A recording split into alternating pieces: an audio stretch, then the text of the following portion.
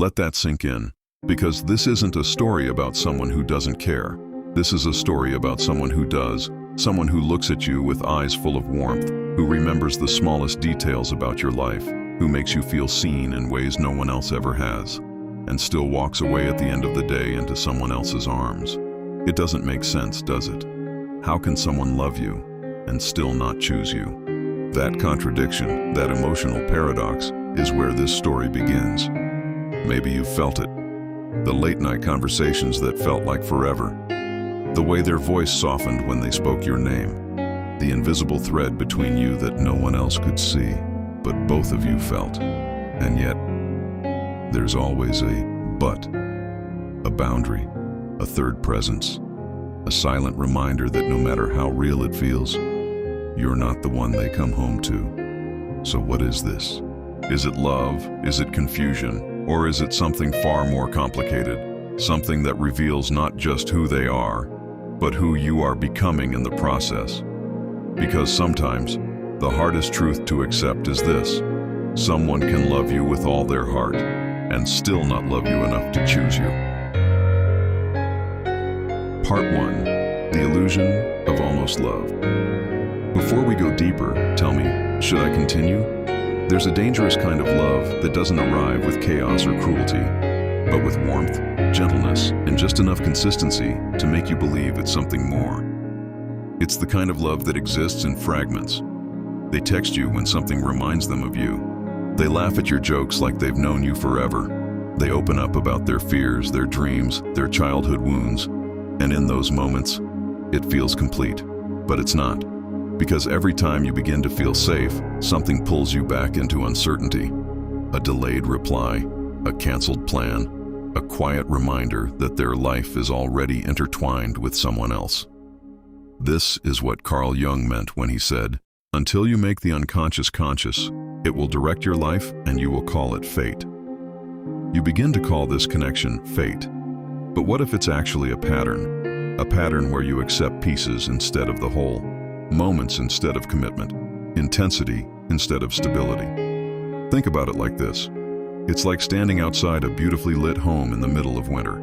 Through the window you see warmth, laughter, connection, everything you crave. And sometimes they open the door just enough for you to feel the heat, but they never invite you in. And over time, you start convincing yourself that standing outside is enough. But is it? Or are you slowly teaching yourself that almost is all you deserve? Part 2. The Silent Competition You Never Agreed to. There's something deeply exhausting about fighting for a place in someone's life, when that place should have been given freely. But in this kind of connection, no one ever says the word competition out loud. It's subtle. It's in the way you overthink your messages before sending them, the way you replay conversations, wondering if you said enough or too much, the way your mood quietly depends on how they respond to you, or if they respond at all. And then there's the other person, the one who already has the title, the one who doesn't have to question where they stand, the one who exists in the spaces you're not allowed to enter. And without realizing it, you begin measuring yourself against someone you've never even met. Are they more understanding than me? Do they make them happier? Why do they stay with them? If what we have feels so real. But here's the uncomfortable truth. You're not actually competing with another person. You're competing with a decision that has already been made, because every day they wake up, and every night they go to sleep, they are choosing a life that does not include you fully. That doesn't mean they don't care. It doesn't mean your connection is fake. It simply means this: you are not their priority, and no matter how strong your bond feels, real love does not place you in a position where you have to earn what should be freely given. As Friedrich Nietzsche once said, it is not a lack of love, but a lack of friendship that makes unhappy marriages. Sometimes, they stay not because it's perfect, but because it's familiar, convenient, or already built. And you become the emotional escape, the place they go when they want to feel understood, without disrupting their reality. But ask yourself this: are you okay being someone's escape instead of their home?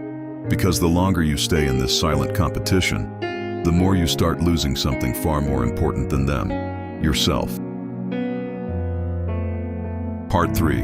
When love becomes a lesson, not a destination. There comes a quiet moment, often late at night, when the world softens and distractions fade, when you begin to see things not as you feel them, but as they truly are. Not what they say, not what you hope, but what they consistently do. And in that moment, something shifts, because love, real love, does not live in confusion. It doesn't leave you decoding silence or searching for meaning in half answers. It doesn't make you feel chosen one day and invisible the next. So why does this feel so powerful? Because this connection isn't just about them. It's about what they reflect back to you. Your patience, your depth, your willingness to understand, to forgive, to hold space even when your own heart feels heavy. But here's where it becomes dangerous. You start believing that enduring this pain makes the love more meaningful, that if you can just hold on a little longer, be a little more understanding, love them a little more purely, something will change. But as Carl Jung said, what you resist not only persists, but will grow in size. The more you ignore the truth, the stronger the illusion becomes. Think of it like trying to fill a glass that already has a crack in it. No matter how much water you pour in, it will never stay full, and yet, you keep pouring, not because you're weak, but because you believe in what it could be. And that's the turning point. When you realize this connection was never meant to be your final destination, but your awakening, a mirror showing you where you've been settling, where you've been accepting less than you deserve, and calling it love. So the real question becomes, are you learning the lesson, or are you repeating it? Part 4. The choice that finally sets you free. There is a quiet kind of power that doesn't arrive with noise, anger, or dramatic exits. It arrives when you finally see clearly, not through hope, not through longing, but through truth. And truth, in this situation, is simple. No matter how much your heart tries to complicate it, they love you, but not enough to choose you. And that realization can either break you, or it can rebuild you into someone stronger, wiser, and finally free. Because here's what most people don't tell you. Closure doesn't come from them choosing you. Closure comes from you choosing yourself. It's the moment you stop rereading old messages, stop overanalyzing their words, stop waiting for a version of them that may never exist.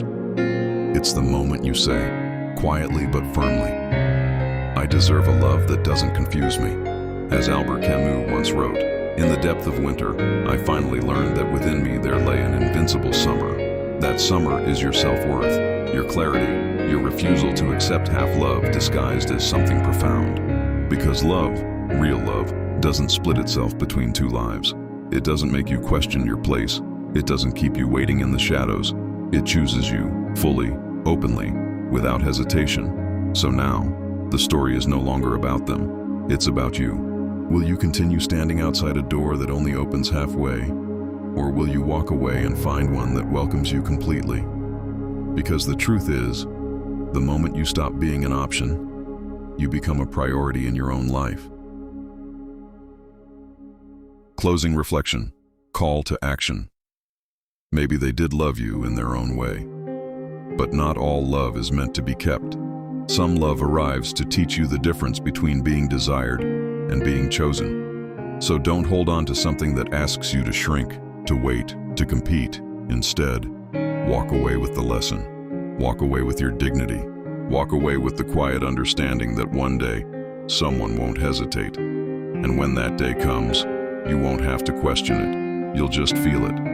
If this story felt personal, it's because somewhere, someone needed to hear this. And maybe that someone was you.